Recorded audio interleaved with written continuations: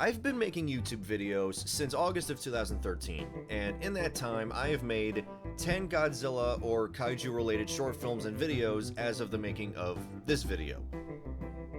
For all the Godzilla projects I've made in the 12 years since, I realized I never actually made a video talking about my favorite Godzilla movies. I've contemplated it for sure, but I've just never got around to it for whatever reason. Over the past year or so, I've been showing my girlfriend all of the Godzilla movies, and in the process, I was refreshing my own memory on each of the films. So, now that my memory is refreshed, after what feels like a long time coming, and now that we have some time until more movies come out, I am finally sitting down and giving you all my picks for my favorite Godzilla movies as of right now.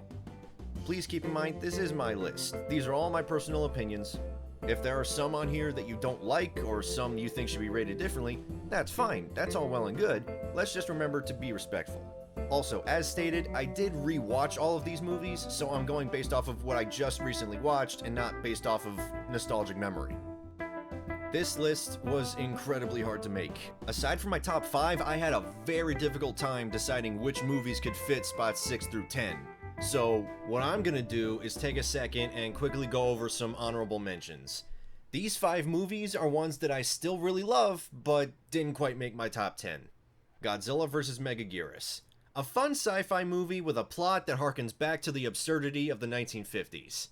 Megaguirus is a cool and sadistic villain that pushes Godzilla to his limits, and I love the overall Power Ranger-esque presentation of the film. However, the main character Kiriko's macho attitude tends to take me out of the movie at times. Godzilla vs. Destroya. A great second attempt at a finale for the entire series. It has a very intense plot involving Godzilla's death causing Judgment Day, and an equally evil and book-ended villain in Destroya.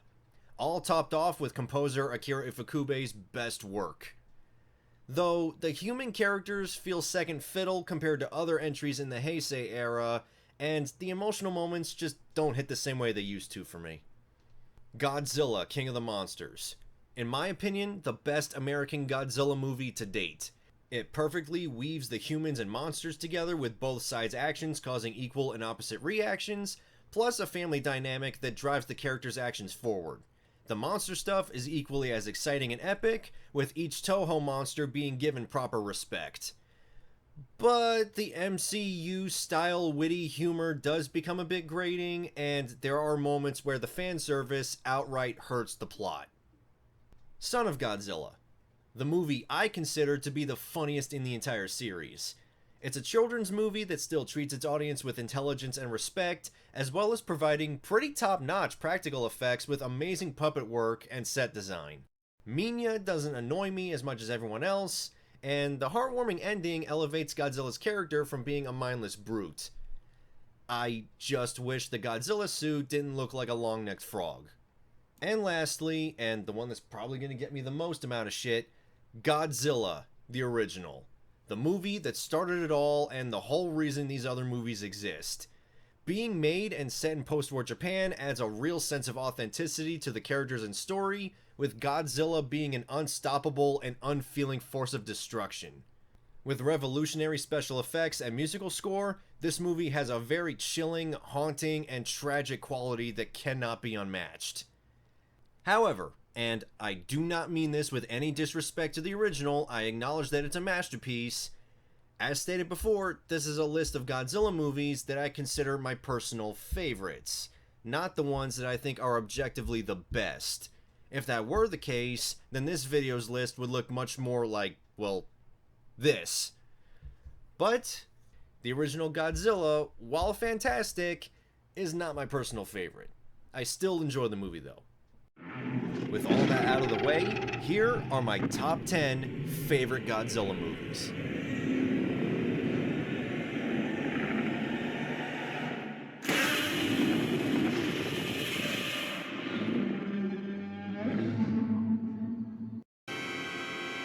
Godzilla, the Planet Eater. The entire anime trilogy is heavily frowned upon, save for the first film, Planet of the Monsters. This one especially gets the short end of the stick, but for me, not only do I think this movie is the best of the trilogy, I kind of think this movie is a little overhated. I dig the art style and find this to be the most visually interesting out of the entire trilogy. The contrast of deep blues and glowing yellows are very striking. Haruo's psychological trip where he and Metphius communicate telepathically is a huge standout for me. It kinda reminds me of the music video to Linkin Park's Lost. Speaking of, this movie does a great job fleshing out Haruo's character, and I think he's at his most interesting here. Seeing him relive all his past trauma and feeling conflicted about holding on to kill Godzilla is really good. The theme of losing humanity to overcome and overpower a crisis is another neat idea, and I think this film represented that really well. This movie does what the previous film, City on the Edge of Battle, failed to do, and that's raise the stakes. The humans are finally in this desperate situation, willing to do whatever it takes to take back the Earth. Once the humans give in to the Exiv's religion and start performing the ritual to summon Ghidorah, the movie carries this feeling of dread throughout the rest of the runtime. For Ghidorah himself, this is one of my favorite incarnations of the character. Ghidorah has mostly been portrayed as an alien since his debut in 1964, so it's nice to see a version that actually looks and feels like an alien. Granted, yeah, the editing and pacing is a bit choppy at times during the climax, and certain moments do get a bit repetitive, but that said, I still really love this movie. I think this movie is beautiful and criminally underrated.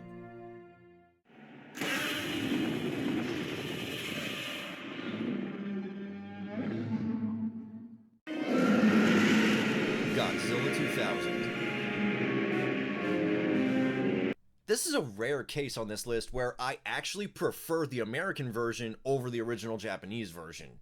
The original is fine, but I think the American version is far superior.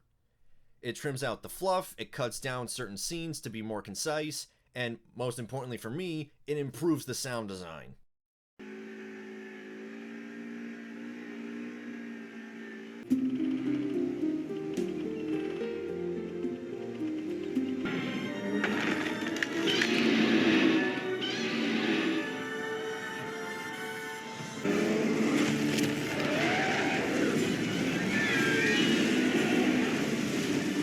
Also, and no disrespect to the original actors, but I feel like the American voice actors bring a whole new life to the film that felt a bit underplayed in the original. Papa, 必ず戻ってきて。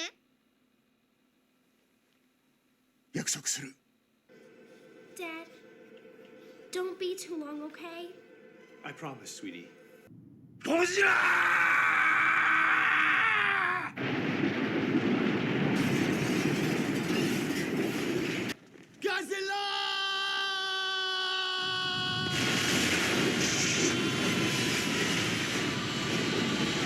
I really like the idea of a small group of people tracking and predicting Godzilla's movements like tornado watchers. It's a fun idea, and having it be this almost independently run organization shows that even the smallest people are still willing to help with the bigger picture. Having a father-daughter duo as the main characters adds a real personal and heartfelt touch for me. Their bond and chemistry flourish as they go about their mission, and I feel genuine love between them. Whenever they have to get separated, there's a natural feeling of despair, as I don't want to see a father lose his daughter, or vice versa. The new monster, Orga, is a creepy villain. An organism wanting to feed on Godzilla to become him is a much more original idea for this series, and it's very unsettling. And since there haven't been any other kaiju like him since, it truly makes Orga one of a kind. The biggest criticism a lot of people will point out with this film is the rather cheap and dated digital effects, and yeah, it can be distracting, but it's not a deal breaker for me. It actually adds a level of appeal. It kind of looks like a cheap student film, but I don't necessarily mean that as an insult. I still find charm in it. Despite that, this is still a great movie in the series, and one I really enjoy.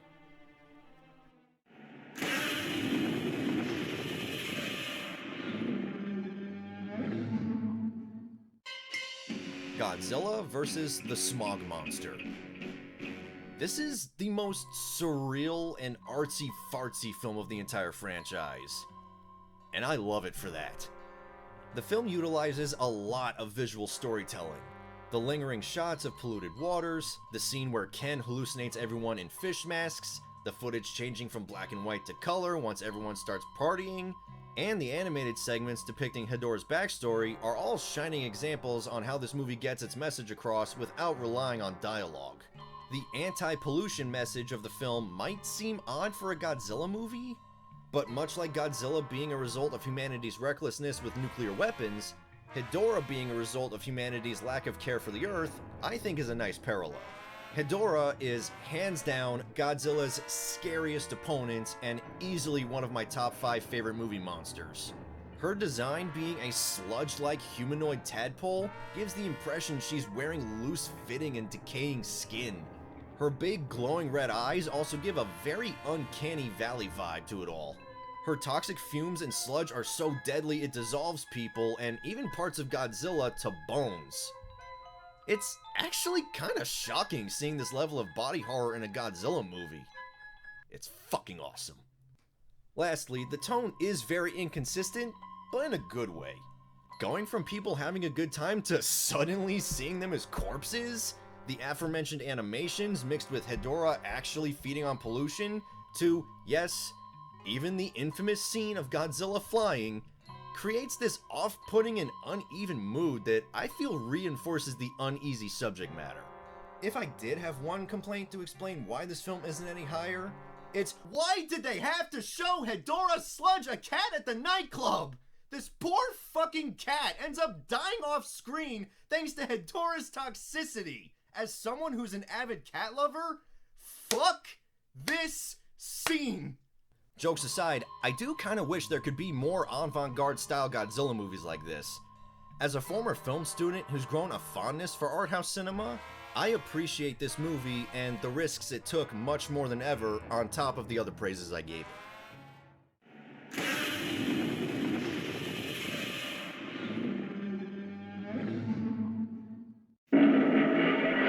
Shin Godzilla.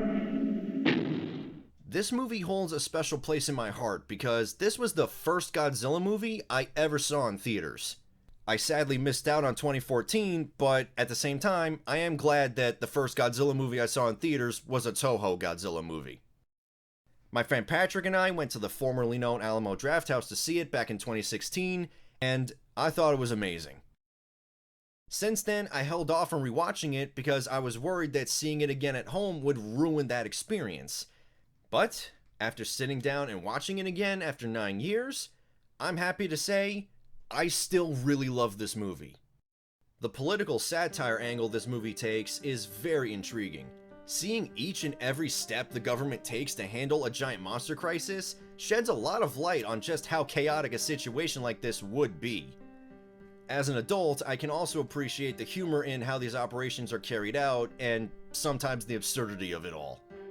The quick editing keeps the usually slow and boring discussions feel much more urgent. This is also helped by the always changing camera movement, from steady shots to handheld to even the camera being a POV of an object the characters need. At times, it does feel like I'm watching a more expensive student film, but that is by no means a complaint. This Godzilla is the perfect embodiment of tragic. He is continuously evolving, yet he always looks like he's in a state of agony. He causes destruction and death, but he only attacks in self-defense. This is exemplified in the lyrics of the song Who Will Know, which plays during Godzilla's attack on Tokyo. Also, seeing the deleted scenes and concept art, knowing that this Godzilla could have been more grotesque? Christ! My one nitpick, and I do mean nitpick, is that I wish the characters felt more distinct. I understand that this movie was going for a more ensemble cast, but this movie still tries to give some personality to a select handful anyway. So why not go all the way and do something similar to 12 Angry Men? That way it's still an ensemble, but each character still stands out in their own individual way. I don't know, just food for thought. As it stands, this is still a fantastic film and a welcome return from Toho after a 12-year hiatus.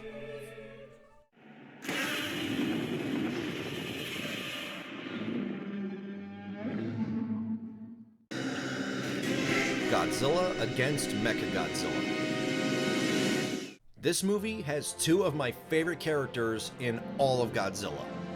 First is Akane, in my opinion, the best female protagonist in any Godzilla movie to date, and one of my favorite film protagonists of all time. She shows that she can be strong and fight just as well as the men, but also knows when to let her guard down and show her vulnerability too. On top of that, her survivor's guilt adds an extra layer of oomph. I understand her pain after her accidentally getting her comrades killed by Godzilla, and want to see her use Mechagodzilla to kick his ass all the more. That leads me to Kiryu, my favorite iteration of Mechagodzilla. Using the skeletal remains of the original Godzilla as a base to construct the machine is really twisted. The scene where the original Godzilla takes over and causes mayhem is great, and it adds this unpredictability to his character. The current Godzilla in the movie is my personal favorite design in the Millennium era. It's similar to the 2000 design, but with a more traditional color scheme and more wolf-like features in the face. Also, I might be more biased since this design is used all the time in comics, but I still love this design nonetheless. The action is some of the best in the entire series. It's fast and agile, but still feels heavy and hard-hitting. I also love how it starts as spamming of lasers and beams and transitions to hand-to-hand combat. It keeps the action more exciting and never drags. I think if this movie was, say, 10 minutes longer and fleshed things out a bit more, it'd be perfect. As stands, still an amazing Godzilla movie.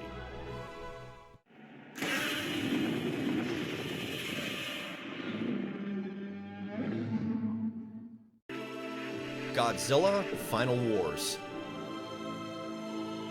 This was my very first Godzilla movie. I saw this at a young age, and right away I was hooked. All these years later, while objectively not a great movie, I love the shit out of it. This movie is a perfect love letter to the, at the time, 50-year legacy of Godzilla. It doesn't try to be complex or too thought-provoking, it's just downright silly, chaotic sci-fi action with tons of callbacks to previous movies, a stacked roster of classic Godzilla monsters, a returning villain in the Exilians, returning cast members, and maybe a touch of Godzilla's nuclear origins. While this is an action-heavy movie, unlike most action movies today, this movie still does take its time in the first half to establish the characters and the world they live in.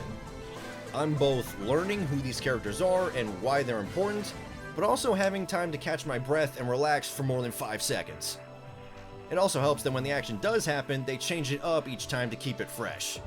When Godzilla is awoken and starts taking out the monsters one after the other, the movie kicks into second gear. Even though it was because of budget reasons, the shortened fights actually help make Godzilla seem like an unstoppable badass, clearing every monster in his way until the big climactic battle where he can really square off with a formidable opponent. By the way, this was also the first PG-13 movie I remember watching as a child. I bring this up because this lovely scene is in the movie. I saw this at 5 years old. Thanks, Dad! The main downside I have with this movie is when the monsters all start invading different parts of the world, some of the human scenes are really fucking cringe. See, it's too late for that. He's here in a hand cannon. I'll blow your ass all the way back to Jersey. You loser! Kid, if I had destroyed one of my Godzilla toys like that at your age, my mom would have whooped my ass for wasting her money like that. This movie does not take itself seriously at all, and I fully embrace it for that. Objectively not good, but subjectively amazing.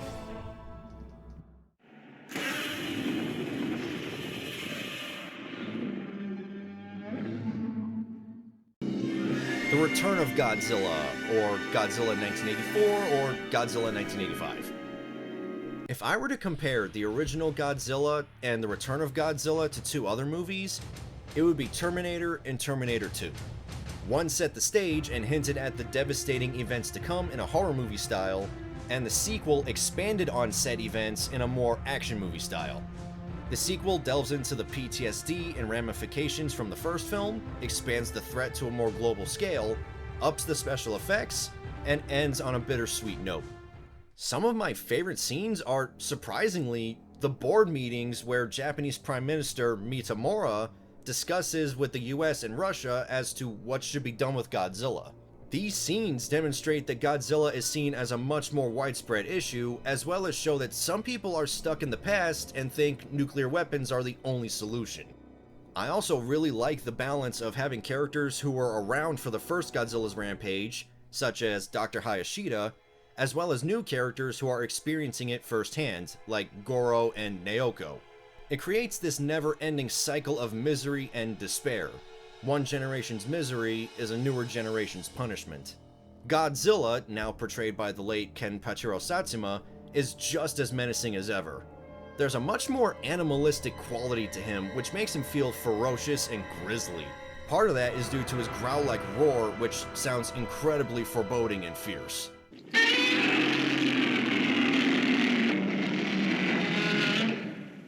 Another part of it has to do with the Cybot, a 20-foot animatronic used for close-ups. Whenever it snarls its lips and locks its eyes on its target, I know shit's about to go down. Only problem is that the Cybot does not do the actual suit any favors. Whenever they shoot a close-up of Godzilla's face, it's abundantly clear that his eyes are not aligned and he looks derpy. Sure, the first Godzilla suit had this issue too, but it was in black and white. This is crystal clear color. Oof. Mild suit goofiness aside, this is the only direct sequel to the original that I feel warrants the title of true sequel. It expands on the original and raises the stakes, but adds its own flavor and identity to still stand on its own. A phenomenal film and an amazing sequel to the original.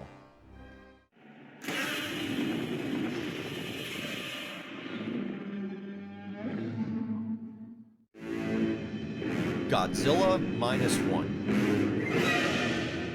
I have seen this movie 5 times in the theater. Once in IMAX, once in standard, and 3 times in minus color. It was tied with The Holdovers as being my 2 favorite films of 2023.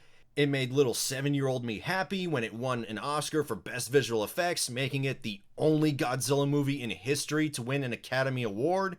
And overall, this movie was a milestone when it came out. The choice to make this movie a period piece and set it directly after World War II is a genius move. Placing the film at this specific time period not only emphasizes the horrors that Japan faced, but lets me personally see what the victims of the Hiroshima bombings had to go through to build themselves back up. It then makes it all the more tragic when Godzilla appears and ruins what very little these people had. It also sheds a light on how lives were seen as expendable during World War II, and the film criticizing the war is a welcome breath of fresh air to the series. Much like Godzilla 2000, it's all about the little people. Sometimes the smaller minority make a bigger difference than the big organizations we're supposed to trust. Having the main character Koichi Shikishima be a kamikaze pilot is another brilliant choice. I've seen characters dealing with survivor's guilt in Godzilla movies before, like Akane, as mentioned earlier. However, because he was supposed to sacrifice himself for the war and chose not to, he failed his country and later fails to kill Godzilla. That guilt eats at him every waking second, and this makes Shikishima a very layered and sympathetic character. Godzilla is an absolute beast in this movie. This isn't like most other incarnations where he destroys whatever and doesn't think about the people being there. He is fully aware of the humans' existence and goes out of his way to attack them and make them suffer. GMK Godzilla was like this too, but he was possessed by vengeful spirits of World War II victims. This Godzilla is his own entity, which makes him all the more terrifying. -1 is an absolute masterpiece of a film, but for me personally, there are 2 other Godzilla movies that I love just the tiniest bit more.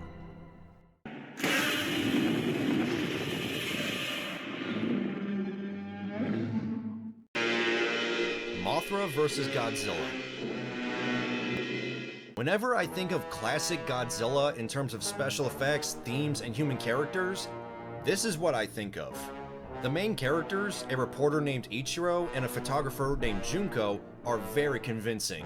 Having them be a part of the media makes them both down to earth but also very determined characters. They're willing to go to great lengths to do what they feel is right through their professions, which is something I greatly commend. Kumayama is an entertaining sleazeball. he would rather put everyone else in jeopardy as long as he got to swim in a tub full of cash, even if it costs him his own life in the process. Some may find it silly how he'd want to use Mothra's egg as an attraction for his company Happy Enterprises, but come on. If giant monsters actually existed, you know there would be billionaires with that exact same mindset. I also love the commentary in this film. The theme of humanity tampering with powers beyond its comprehension is still worked in, but in a different way. In the original, it was messing with nuclear weapons. In this movie, it's nature itself, represented by Mothra. As for Godzilla, this is the best and most badass, destructive Godzilla to date. When Godzilla demolishes the city, it is masterfully executed with some of the best practical effects of that time period. The full extent of Godzilla's indestructibility is also on display.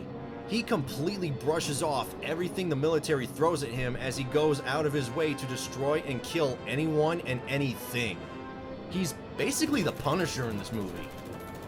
The fight scenes with Godzilla and Mothra are equally as intense. Seeing them clash and differ in fighting style makes for some savage tooth and claw bouts. I could go on and on about this movie. Honestly, I debated putting this movie as my #1 favorite Godzilla film. However, while it is a spectacular movie, it comes very, very close to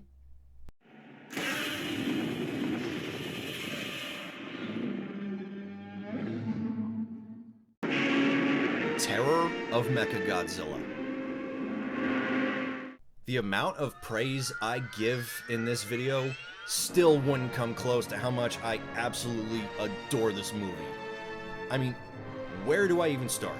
Firstly, this is the only Godzilla movie to date where the main protagonists of the film are the villains, and that's something I really like.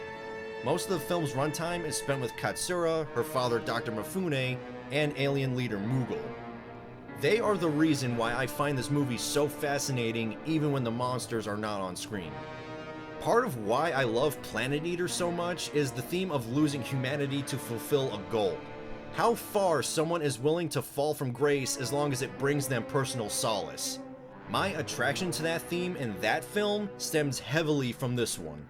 Dr. Mifune is so obsessed with getting back at the world for declaring him insane that he ends up unwillingly letting Moogle transform Katsura, his daughter, into a human control device for Mechagodzilla and Titanosaurus. Katsura gets stripped of anything that made her human in a physical sense, while Dr. Mifune loses the one last link he had to humanity, all to fulfill his own agenda and help someone else with theirs. It's tragic, but wonderfully told. Speaking of tragic, there's a great parallel between the monsters and the humans that is equally captivating to me. Katsura never asked to be brought back to life as a cyborg, Dr. Mifune never asked to lose his daughter, Titanosaurus never asked to be mind-controlled, and Godzilla never asked to be created in the first place.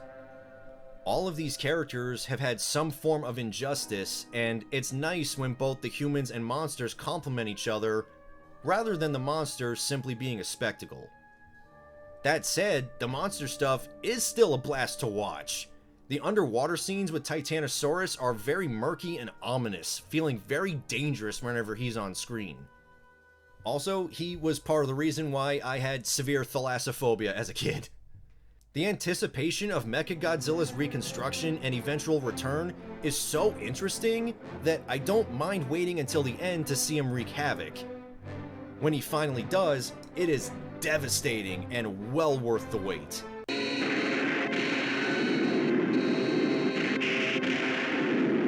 Same goes for Godzilla's lack of screen time. Even when he's not on screen, the characters still talk about him like this greater entity. In my opinion, this makes him feel like the all-powerful monster he's supposed to be. When he does show up, it feels more impactful.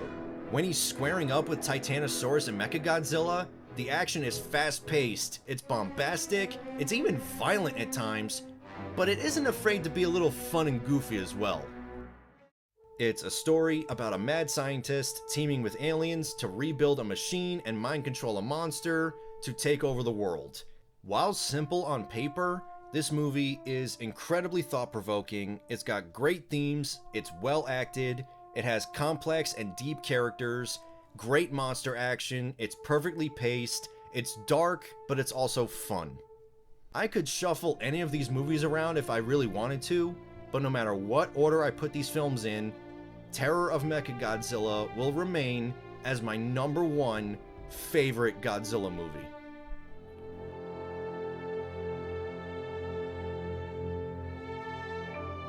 And there you have it, everyone. I hope you all enjoyed, and stay tuned for next time where I cover my top 10 least favorite Godzilla movies.